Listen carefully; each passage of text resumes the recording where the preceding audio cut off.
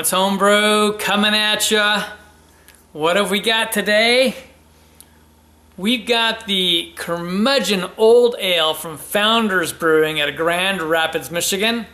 This one came to me by way of Spicy McWilliams. Thank you so much for the trade. I actually got this, I think in the spring, you know? And but this is a seasonal beer. It comes out in March and April each year.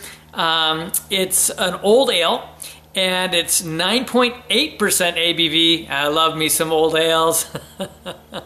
It's brewed with molasses and then aged in oak. Oh yeah, gotta love that. So we're gonna get this one open. All right, well, really no head on this. Not a big surprise. Just this little ring on there. It's really a reddish amber in color. You know, I've heard it described as darker, but it's kind of a murky color. I really wouldn't call this a brown. This is a deep copper color to it for sure. All right, let's get a nose on it. Ooh, it's a light aroma, mind you. I got a lot of fruit on that. I got like some plum and some raisin right away. Wow, you strongly get the oak on this. I get some of the molasses, but you strongly get the oak on this. And I'm getting, like I say, some like raisin, some plum, so some dark fruits on it. Get a little bit of the toffee and caramel in the background, but boy, I would say for me, at least on this one, these dark sweet fruits are coming forward, as are the oak. I mean, the oak is very present. So let's see how it tastes. Cheers.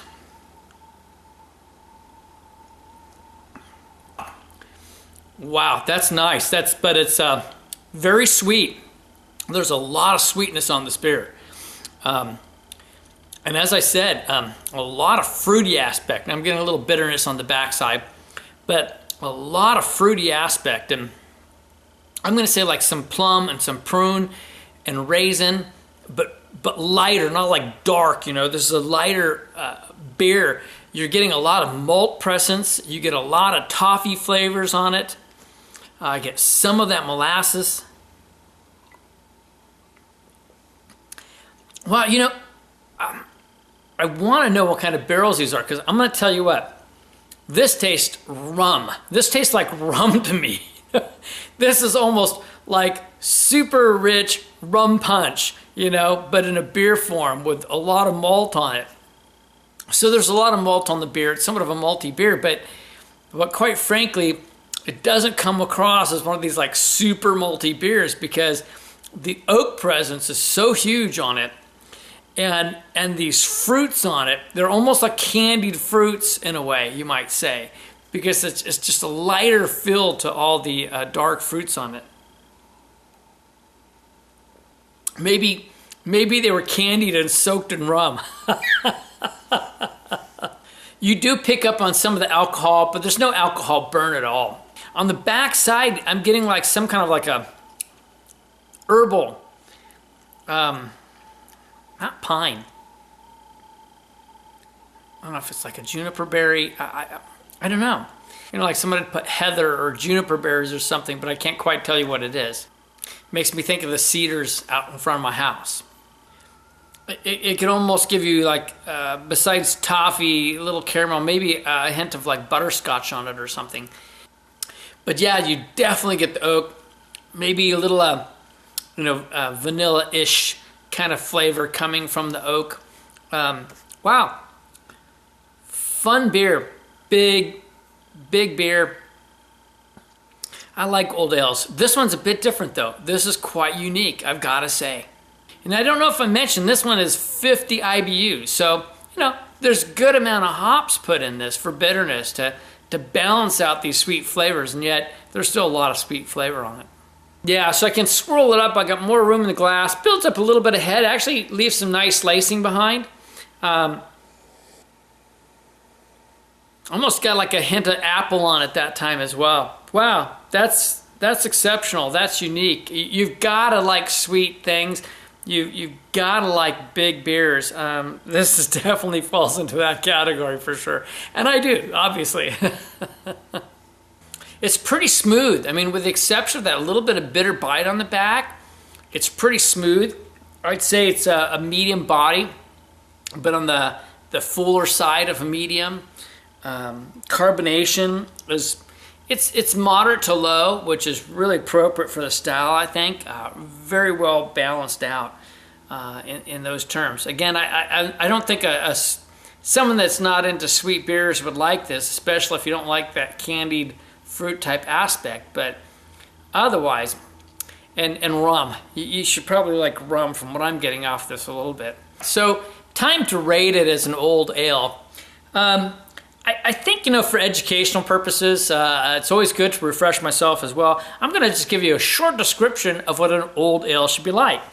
It says malty sweet with fruity esters, often with a complex blend of dried fruit, vinous, caramelly, molasses, nutty, toffee, treacle, and or other specialty malt aromas. Some alcohol and oxidative notes are acceptable, akin to those found in sherry or port. In fact, they go on to discuss that if you age it, it'll take on more characteristics often of like a sherry, a port, or Madeira, which are like fortified wines, meaning they're fortified often with alcohol and things to make them stronger and sweeter. And they're usually dark reddish brown in color, which is what we got here, and medium to high malt character. Well, I've got to say, because I'm starting to feel a little bit of that carbonation, right?